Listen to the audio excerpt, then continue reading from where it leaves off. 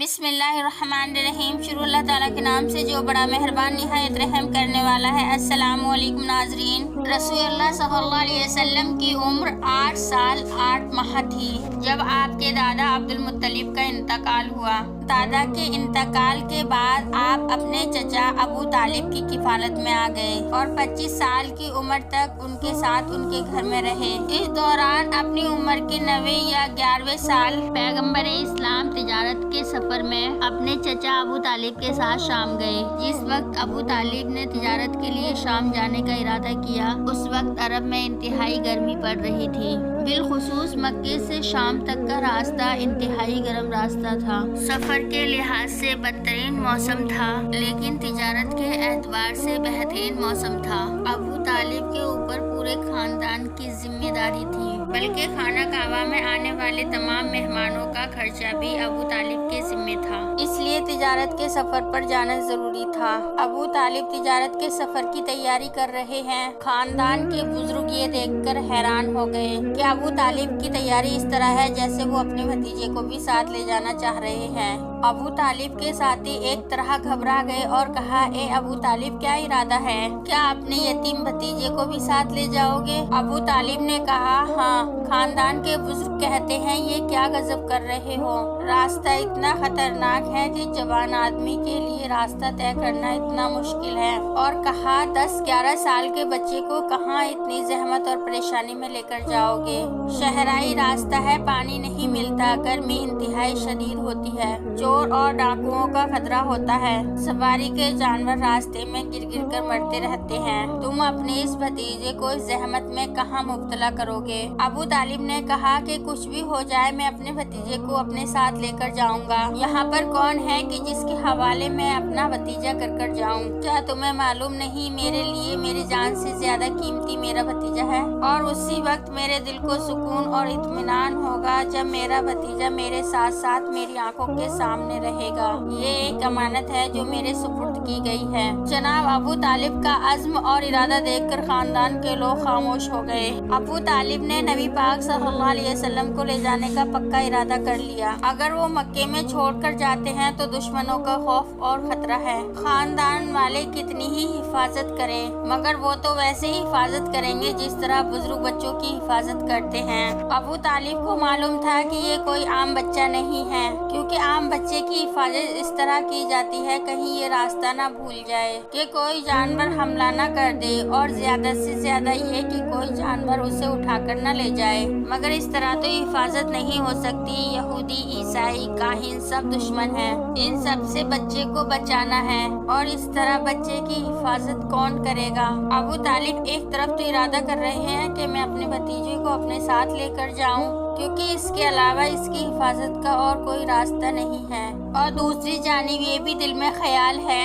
کہ یہ راستہ کتنا تکلیف دہ راستہ ہے، اپنے یتیم بھتیجے کو اس زحمت میں کیسے ڈالوں؟ مگر اس کے علاوہ اور کوئی حل نظر نہیں آ رہا۔ اپنی حد تک احتیاط کی اور اونٹ پر سواری کے لیے انتہائی آرام دہ محمل بنائی۔ قافلہ تیار ہو کر مکے سے نکلا۔ ابو طالب کا دل دھڑک رہا ہے کہ تھوڑی دیر کے بعد صحرائی علاقہ شروع ہو جائے گا۔ انتہائی بنجر اور ویران پہاڑیاں ہیں، دھوپ کی شدت سے اس طرح تپتی ہیں جیسے ابھی انہیں آگ میں ڈال کر نکالا ہو، دور دور تک کہیں پانی نہیں ملتا۔ اگر میرا بھتیجا کسی پریشانی میں مبتلا ہو گیا تو کہیں ایسا نہ ہو کہ میں مجرم قرار پاؤں۔ لیکن تھوڑی دور یہ قافلہ چلا کہ ابو طالب کی پریشانی حیرت میں بدلنے لگی کہ یہ کیا واقعات پیش آ رہے ہیں۔ چاروں طرف انتہائی شدید گرمی ہے، لو کی ہوائیں چل رہی ہیں، مگر میرے بھتیجے کے سر پر ایک بادل کا ٹکڑا اس انداز سے آ کر سایہ کر رہا ہے کہ اس کی رحمت کے سائے میں سارا قافلہ آ چکا ہے۔ اللہ تعالیٰ کا وہ رسول جسے رحمت للعالمین بننا ہے تو ان کو یہ سہولیت بھی مل رہی ہے، تو نبی پاک صلی اللہ علیہ وسلم اس کا حصہ اکیلے نہیں لے رہے، تمام قافلے والے کو شریک کر رہے ہیں۔ بادلوں کا ٹکڑا پورے قافلے کے سر پر سایہ کر رہا ہے، اور سایہ بھی ایسا کہ انتہائی ٹھنڈی ٹھنڈی ہوا اس طرح نکل رہی ہے جیسے سر کے اوپر برف کا ٹکڑا ٹکڑا چلا جا رہا ہے۔ گرم موسم، جلتی ہوئی لو اور تیز تپتی ہوئی دھوپیں۔ اگر کسی کو ایسا مقام مل جائے تو اس سے پوچھیے کہ کتنا لطف و مزہ آتا ہے۔ سارا قافلہ حیران ہے۔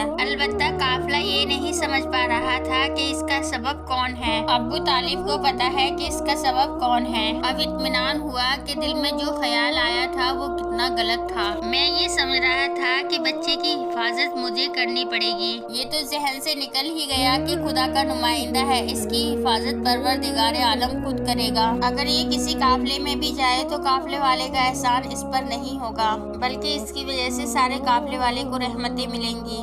اب یہ قافلہ چلا اور معجزات کے ساتھ چلتا رہا۔ آج تک یہ ہوتا آ رہا تھا کہ جو اتنی سواریاں لے کر جائے وہ خیریت کے ساتھ پہنچ جائے، کیونکہ راستے میں کئی اونٹ لو اور پیاس کی شدت سے دم توڑ دیتے ہیں۔ اگرچہ صحرا کا جانور ہے، کہاں تک شدت برداشت کرے، کئی گھوڑے ہمت ہار جاتے ہیں، مگر یہ پہلا واحد قافلہ ہے کہ اس انداز سے چل رہا ہے۔ اگر چلتے چلتے سواری کا کوئی جانور تھکا تو اس سے پہلے کہ اس کی تھکن بڑھے، میرا بھتیجا اپنی سواری کے جانور سے اترتا ہے، تھکے ہوئے اونٹ پر ہاتھ رکھتا ہے، پیاس سے ہارتے ہوئے گھوڑے پر ہاتھ رکھتا ہے، اور وہ جانور پھر سے تازہ دم ہو کر قافلے میں اس طرح شامل ہو جاتا ہے جیسے طویل آرام کے ساتھ ان کو ابھی ابھی ان کے استبل سے نکال کر لایا گیا ہے۔ اور فقط یہی نہیں بلکہ راستے میں جتنے قافلے دائیں بائیں چل رہے ہیں سب کو پانی کا مسئلہ ہے، اور ایسا مسئلہ کہ ایک چھوٹی سی مشق خریدنے کے لیے سونے کی ایک اصرفی دینی پڑ رہی ہے،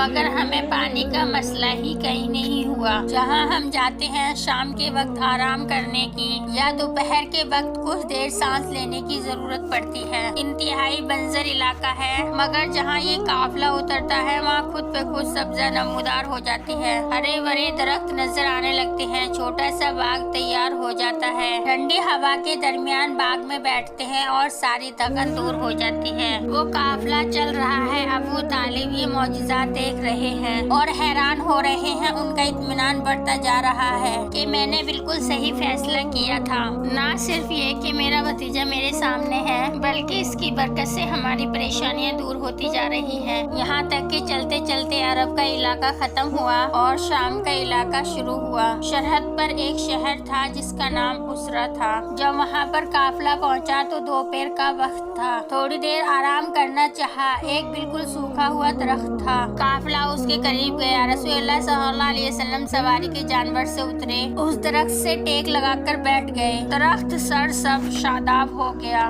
یہ معجزہ تو پہلے بھی راستے میں سب نے دیکھا تھا، مگر یہاں ایک اور عجیب بات کا مشاہدہ کیا۔ فقط سرسبز شادابی نہیں ہوا بلکہ اس درخت کے اوپر پھل لگ گئے، مگر عجیب بات یہ ہے کہ 3 قسم کے پھل لگے ہیں، ایک پھل موسمی گرما کا اور 2 پھل موسمی سرما کے۔ ایک ہی درخت پر بیک وقت 3 قسم کے پھل لگے ہیں۔ سارا قافلہ یہ منظر دیکھ رہا ہے، کیونکہ جب قافلہ اترتا ہے تو ایک افراتفری کا عالم ہوتا ہے، کوئی سواری سے اتر رہا ہوتا ہے، کوئی ادھر کو جا رہا ہے، کوئی ادھر کو جا رہا ہے۔ اس صورتحال میں کسی کو یہ اندازہ نہیں ہوا کہ یہ تبدیلی کس کی وجہ سے رونما ہوئی ہے، فقط یہ کہ اس بات کو صرف ابو طالب جانتے ہیں۔ اور ساتھ ساتھ ایک عجیب بات یہ بھی، اسی سوکھے ہوئے درخت کے قریب ایک چھوٹا سا گھڑا تھا، مگر ایسا گھڑا کہ لگ رہا تھا کہ کبھی اس گھڑے میں پانی ہوگا، مگر یہ بھی اندازہ ہو رہا تھا کہ اسے سوکھے ہوئے بہت عرصہ ہو گیا ہے۔ ادھر یہ درخت سرسبز ہوا اور ادھر اس گھڑے میں پانی جاری ہو گیا اور بہنے لگا۔ اس کے قریب ہی ایک عبادت گاہ بنی ہوئی تھی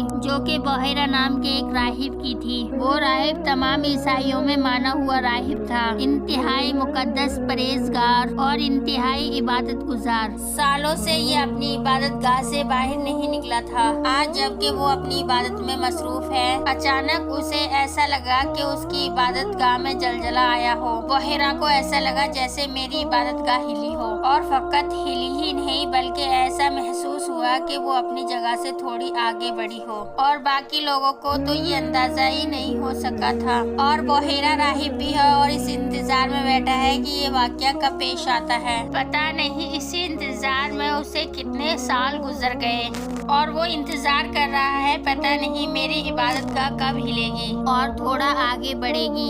ये दो वाक़यात उसने देखे। फौरन दरवाजा खोलकर बाहर आया और बाहर आते ही उसकी निगाह बैक वक्त 3 चीजों पर पड़ी। आसमान में बादलों का टुकड़ा ऐसे नजर आया जब इसके होने का कोई इम्कान नहीं था। दोपहर का वक्त है, सूरज पूरी शिद्दत से चमक रहा है। गर्मी का मौसम है और इस मौसम में यहाँ पर कभी बादल नजर नहीं आता। और वो सूखा हुआ दरख्त जो इसकी खिड़की के सामने था, वो रोजाना खिड़की से उस दरख्त को देखा करता था। आज वो दरख्त हरा भरा नजर आया और हरा भरा भी ऐसा कि उस पर 3 किस्म के फल लगे हुए हैं और साथ में एक बहती हुई नदी भी उसको नजर आई। बेक वक्त 3 मौजिज़ात उसकी आंखों के सामने आए और वो तीनों अजीबो गरीब वाक़यात हैं। समझ गया कि वो गौहरे मकसूद आ गया है जिसका मैं इंतजार कर रहा था, जिसको देखने के लिए मेरी आंखें पथराई जा रही थी। चारों तरफ देखते हुए उसने पहचान लिया यहाँ पर कौन है जो मेरा मकसूद है। उस बच्चे को देखा और अपनी इबादत गाह के अंदर वापस चला जाता है और अपने हाथों से एक आदमी का खाना तैयार किया, बल्कि एक आदमी से भी कम का। 5 निशानियां ये देख चुका है, छठा मौजूदा ये देखना चाहता है। एक आदमी से कम का खाना तैयार किया और वो खाना लेकर बाहर आया। सारे काफिले को देखते हुए चला और उस बच्चे के करीब पहुंचा। बोहरा जैसे ही उस बच्चे के करीब गया तो अबू तालिब तड़प कर आगे आए, क्योंकि अबू तालिब के सुपुर्द ये जिम्मेदारी की गई थी कि तमाम दुश्मनों से बिलखुसूस यहूदी आलिमों, ईसाई राहिबों से इस बच्चे को बचाना है। चुनांचे अबू तालिब फौरन आगे आए, कहीं ऐसा न हो कि ये मेरे भतीजे को नुकसान पहुंचा दे। अगरचे अबू तालिब को ये कामिल यकीन है कि अल्लाह ताला इसकी हिफाजत कर रहा है, मगर दिली मोहब्बत की वजह से आगे आए और अपने भतीजे के करीब आकर खड़े हो गए। बोहरा को पता चला कि ये बच्चा तन्हा नहीं है, बल्कि इसका मुहाफिज भी इसके साथ है। ये भी उसको मालूम था कि मैं जिसकी तलाश में हूँ वो अकेला नहीं होगा। चुनांचे दिल में ख्याल आया, एक और निशानी पूरी हुई। वो सवाल करता है कि ये कौन है। अबू तालिब ने कहा कि ये मेरा फर्जंद है। बोहरा ने कहा कि मैं इस वक्त ये चाहता हूँ कि मैं इसकी दावत करूँ, क्या मैं इसको ये खाना खिला सकता हूँ? वह जाहिर अबू तालिब ने इजाजत दे दी। वह जाहिर ये बात बड़ी अजीब लग रही है, यूँ तो अबू तालिब अपने भतीजे की हिफाजत कर रहे हैं, मगर खाने की बात आई तो फौरन इजाजत दे दी। हालांकि उस जमाने में किसी को नुकसान पहुंचाने का ये सबसे आसान तरीका था, क्योंकि इजाजत इसलिए दी थी क्योंकि अबू तालिब देख चुके थे कि जब यहूदी उलमा ने नबी पाक सल्लल्लाहु अलैहि वसल्लम को नुकसानदेह खाना दावत देकर बुलाया और वो खाना नबी पाक सल्लल्लाहु अलैहि वसल्लम को खिलाने की कोशिश की गई। खिलाने वाले का हाथ दाएं बाएं जा रहा है, लेकिन रसूलुल्लाह सल्लल्लाहु अलैहि वसल्लम के लब मुबारक तक नहीं पहुंच सका। अबू तालिब को कामिल यकीन है कि अगर खाने में कोई खराबी होगी तो मेरे भतीजे को कोई नुकसान नहीं पहुंचेगा। अब पैगंबर सल्लल्लाहु अलैहि वसल्लम के सामने वो खाना रखा गया तो नबी पाक सल्लल्लाहु अलैहि वसल्लम ने बोहरा से कहा, मैं अकेला नहीं हूँ, मेरे साथ और भी साथी है, और ये कैसे मुमकिन है कि मैं अकेला दस्तरखान पर बैठ जाऊँ? अब यहाँ पर 2 रिवायत हैं। पहली ये कि बोहरा ने जानबूझकर कम खाना तैयार किया था, दूसरी ये कि वो नबी पाक सल्लल्लाहु अलैहि वसल्लम की दावत करना चाहता था, लेकिन इतने बड़े काफिले के लिए खाना तैयार करना उसके लिए मुमकिन नहीं था। लेकिन जब नबी पाक सल्लल्लाहु अलैहि वसल्लम ने कहा कि मेरे साथ मेरे साथी भी हैं, तो बोहरा परेशान हो गया कि अब क्या किया जाए। बोहरा नबी पाक सल्लल्लाहु अलैहि वसल्लम को कहता है कि मैंने आपकी दावत की थी और मेरी इतनी हैसियत नहीं कि मैं इन सब के लिए खाना तैयार कर सकूं। तो इस पर नबी पाक सल्लल्लाहु अलैहि वसल्लम ने कहा कि बस मुझे इतनी इजाज़त दे दें कि मैं अगर जिसको चाहूँ इस खाने में शरीक कर सकूं। यानी मैं तुझसे ये नहीं कहता कि सबके लिए खाना तैयार कर ले आओ, मैं अपने हिस्से में से देने के लिए तैयार हूँ, मगर मैं ये चाहता हूँ कि पहले तुम मुझे इजाज़त दे दो। बोहरा ने कहा, हाँ आपको इजाज़त है। नबी पाक सल्लल्लाहु अलैहि वसल्लम ने काफिले वालों को कहा कि आओ यहाँ बैठो और मेरे साथ खाना खाओ। अगर कोई बड़ा आदमी ये बात कहता तो काफिले वाले एकदम से गुस्से में आ जाते कि एक आदमी से कम का भी खाना है और हमें बुला रहे हो और हमारा मजाक उड़ा रहे हो।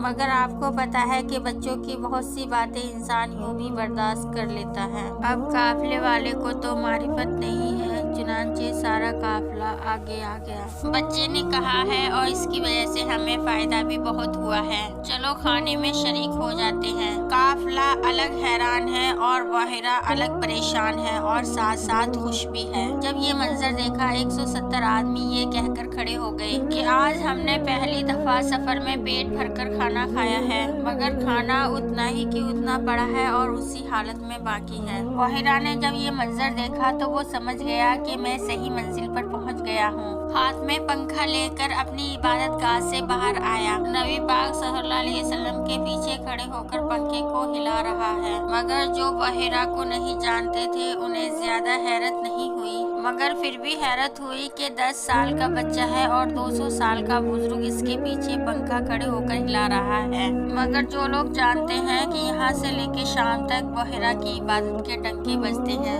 اور سارا شام اس کی عزت کرتا ہے، اور یہ 10 سال کے اس بچے کی اس طرح سے خدمت کر رہا ہے، حیران ہو کر کہا، اے حضرت آپ کس انداز سے اس بچے کی خدمت کر رہے ہیں، اور ہم اس سے پہلے بھی 20 دفعہ یہاں سے گزرے ہیں، اور ہم اس تمنا میں مرے جاتے تھے کاش ایک دفعہ ہم آپ کے چہرے کی زیارت کر لیں، تو آپ کے چہرے کی زیارت نہیں ہوتی تھی، اور آپ خود آج عبادت گاہ سے باہر آئے ہیں اور اپنے ہاتھ سے کھانا پکا کر لائے اور اس بچے کی اتنی خدمت کر رہے ہیں، اس کا سبب کیا ہے؟ بحیرہ کہتا ہے تمہیں کیا پتا میں نے اپنی آنکھوں سے کیا منظر دیکھا ہے، میں نے اپنی عبادت گاہ کی حرکت کو بھی دیکھا، آسمان پر بادل کو بھی دیکھا، اور ساتھ میں اس منظر کو بھی دیکھا جب یہ بچہ اس مقام پر بیٹھا تو آسمان سے کچھ لوگ اتر کر آ رہے تھے جن کے ہاتھ میں یاقوت اور زبرجد کے پنکھے تھے، اور وہ اس بچے کو پنکھا جھل رہے تھے۔ میں نے چاہا کہ میں بھی اس عبادت میں شریک ہو جاؤں۔ بحیرہ راہب کے ماننے والے اس سے پوچھتے ہیں کہ یہ بچہ کون ہے؟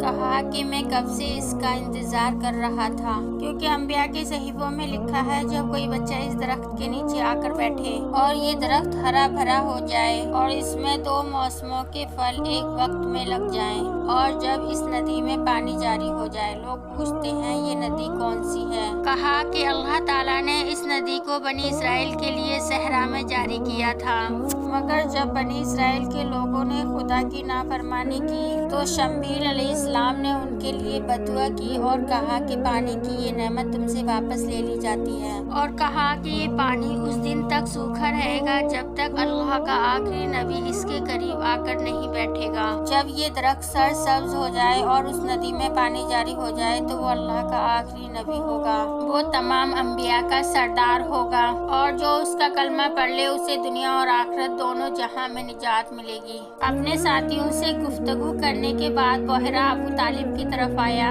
اور کہا پھر بتائیے یہ کون ہے؟ ابو طالب نے کہا یہ میرا بیٹا ہے۔ بحیرہ کہتا ہے ہرگز نہیں، یہ آپ کا بیٹا نہیں ہو سکتا، اس لیے کہ جو نشانیاں میرے پاس ہیں وہ کچھ اور بتا رہی ہیں۔ ابو طالب نے کہا ہاں میرا سگا بیٹا تو نہیں ہے مگر میرے سگے بھائی کا بیٹا ہے، یعنی میرا بھتیجا ہے۔ بحیرہ نے پھر پوچھا اس کے والد کہاں ہیں؟ جواب دیا کہ وہ تو اس کی پیدائش سے 6 مہینے پہلے انتقال کر چکے ہیں۔ ماں کہاں ہے؟ کہا کہ جب یہ بچہ 6 سال کا تھا تو ماں کا انتقال ہو گیا تھا۔ بحیرہ کہتا ہے اے ابو طالب خدا کی قسم اگر آپ کو معلوم ہو جاتا یہ بچہ کون ہے تو آپ اس کو کبھی گھر سے باہر نہ نکالتے۔ کیا آپ کو پتا نہیں یہ وہ نبی ہے، اس کی نبوت میں اتنے لوگ آئیں گے کہ 1,24,000 انبیاءوں میں سے کسی کی نبوت کو اتنے لوگوں نے نہیں مانا۔ کیا آپ کو نہیں معلوم کہ اسی کی نبوت پر قیامت آنے والی ہے؟ کیا آپ کو نہیں معلوم کہ اسی کا کلمہ ساری کائنات میں پڑھا جانے والا ہے؟ ابو طالب کہتے ہیں مگر اس سے بچے کو گھر میں بٹھانے کا کیا تعلق؟ کہا کہ سارے دنیا کے یہودی اور عیسائی اس بچے کی تلاش میں ہیں، اگر انہیں یہ بچہ مل جائے تو وہ ایک لمحے کے لیے اسے زندہ نہ رہنے دیں۔ میں آپ کو پھر نصیحت کرتا ہوں کہ اس بچے کو گھر واپس بھیج دیجیے اور اس کو باہر مت نکالیے جب تک کہ یہ اعلان رسالت نہ کرے۔ اب یہاں بعض روایتوں میں ملتا ہے کہ ابو طالب نے نبی پاک صلی اللہ علیہ وسلم کو گھر بھجوا دیا۔ بعض روایتوں میں ہے کہ اگر راستے کے معجزات نہ دیکھے ہوتے تو ابو طالب پریشان ہو جاتے، مگر اتنے معجزات کو دیکھ کر ابو طالب کے دل میں اطمینان ہے کہ اس بچے کو کوئی نقصان نہیں پہنچا سکتا۔ بحیرہ کا شکریہ ادا کر کے چلے۔ یہ شام کے راستے میں پہلا شہر تھا۔ آگے بڑھے یہاں تک کہ شام शाम के दारुल खिलाफा में दाखिल हुए। अबू तालिब कहते हैं गालिबन अल्लाह ताला ने शाम वालों पर ये हुज्जत तमाम करनी थी, लिहाजा जब मेरा भतीजा शाम के इस शहर में दाखिल हुआ तो मुझे खुद ऐसा लगा कि जैसे आसमान से 14वीं का चांद उतर कर आ गया हो, क्योंकि पूरे शहर में एक रोशनी फैल गई, ऐसी रोशनी के सारे लोग अपने घरों से निकल कर आ गए और ये देखकर हैरान हो गए कि काफिले में एक नौजवान है जिसके चेहरे से निकलने वाला नूर सारे शहर को जगमगा रहा है। अब सारा शहर उस बच्चे के इर्द गिर्द जमा हो गया। ये बड़ा शहर है, सारी दुनिया के काफिले आते हैं, मगर हर काफिले का मसला होता है खरीदार को बुलाना, लेकिन यहाँ उसके बरअक्स मामला हो गया। इससे पहले कि ये लोग अपना सामान बाजार में फरोख्त करें, बल्कि सारा शहर निकलकर इनके पास आ गया और नतीजा ये निकला कि उनका खड़े खड़े सारा सामान तिजारत फरोख्त हो गया। यहाँ तक कि इस काफिले को 1 महीना रहना पड़ता था, बल्कि इस दफा 3 दिन के अंदर अंदर सारा सामान फरोख्त कर और नया सामान लेकर चले जो यमन के रास्ते आगे भेजना था। शाम के पहले शहर में भी ईसाई राहिब मिला था और इस शहर में भी ईसाइयों का सबसे बड़ा राहिब आया हुआ था, जैसे आजकल पॉप होता है। उसका नाम नस्तूरा था। वो भी इस दिन मौजूद था जिस दिन ये चांद जैसी रोशनी फैली हुई थी। वो नबी पाक सल्लल्लाहु अलैहि वसल्लम के चेहरे को देखकर इस कदर मुतासिर हुआ कि 3 दिन तक नबी पाक सल्लल्लाहु अलैहि वसल्लम के कदमों में बैठा रहा। यहाँ तक कि रात को लोग आराम करने के लिए अपने अपने घर चले जाते, लेकिन वो अपने घर नहीं जाता था। वो आपके सामने जमीन पर लेट जाता। ये कोई आम आदमी की बात नहीं है, नस्तूरा राहिब की बात है जो शामियों का सबसे बड़ा राहिब था और शाम ईसाइयों का सबसे बड़ा मरकज था। 3 दिन गुजर गए, जबान से कुछ कह ना सका। तीसरे दिन अब उसे ऐसा लगा कि उसकी जबान में अब हरकत की ताकत पैदा हुई है। वो राहिब अबू तालिब के पास गया और कहा कि मैं एक इजाजत चाहता हूँ, और वो इजाजत ये है कि जरा इस जवान के कांधे से कुर्ता उठाना। अबू तालिब ने 3 दिन उसका जज्बा देखा था, इसलिए कांधे से कुर्ता उठाया। मोहर नबुवत पर जब उसकी निगाह पड़ी तो बेख्तियार टूट पड़ा। मुसलसल वो से लेने लगा और जल्दी से मोहर नबुवत को छुपाया और अबू तालिब से कहा, खबरदार आइंदा इसे ना मक्का से बाहर लाना और ना मक्के में किसी को इस मोहर नबुवत को देखने देना। अगर किसी ने इस बच्चे को देख लिया तो इसकी जान बचना बहुत मुश्किल है। इसी काफिले में कुछ और लोग थे और ये कह रहे थे कि हमारा गिरोह जरा अलग था। सारे शहर के लोग तो पैगंबर इस्लाम और नस्तूरा राहिब की तरफ मसरूफ थे। यही सब को छोड़कर शहर के बाहर घूमने लगे। शहर के बाहर जब हम गए तो हमने देखा कुछ कमजोर जिस्म के इबादत गुजार बंदे नजर आए। उनके चेहरे कमजोरी की वजह से इतने जर्द थे कि ऐसा लग रहा था कि उनके जिस्म पर किसी ने जाफरान मल दिया हो, और इबादत की वजह से उनके चेहरे पर एक नूर था। उन्होंने हमें देखा तो कहा, क्या मक्के के काफिले में आए हो? हमने कहा, हाँ उसी काफिले में आए हैं। उन्होंने कहा, हमारे साथ हमारी इबादत गाह में चलो। हमने कहा कि तुम्हारी इबादत गाह से हमारा क्या ताल्लुक? कहने लगे कि तुम्हारा नुकसान क्या है, इज्जत और एहतराम मिलेगा, हम तुम्हारी खिदमत करेंगे। हमने भी सोचा चलो जाने में क्या हर्ज है। वहाँ गए और इबादत गाह में दाखिल हुए तो हमने देखा कि इस किस्म के बहुत सारे बंदे इबादत गुजार बैठे हैं और इन सब इबादत गुजार बंदों के दरमियान में एक ऐसा इंतहाई मुकद्दस आदमी बैठा है कि हमारा दिल उसकी तरफ खींचने लगा। उसने हमें गौर से देखा, फिर ऐसा लगा जैसे मायूस हो गया हो, जैसे उसे किसी और का इंतजार था, और अपने साथियों से कहने लगा कि मैं तुम्हें एक काम कह रहा हूँ और तुम मेरा इतना सा काम नहीं कर पाए। उसके साथी कांपने लगे और कहने लगे, आप हम सब के आका और सरदार हैं, मगर हमें मक्के के काफिले की ये नौजवान मिले तो हम इन्हें लेकर आ गए। उसने हमें देखा, कहा मक्के से आए हो? हमने कहा हाँ। पूछा किस खानदान से ताल्लुक है? हमने कहा खानदाने अब्दुशम्स यानी बनी उमैया से।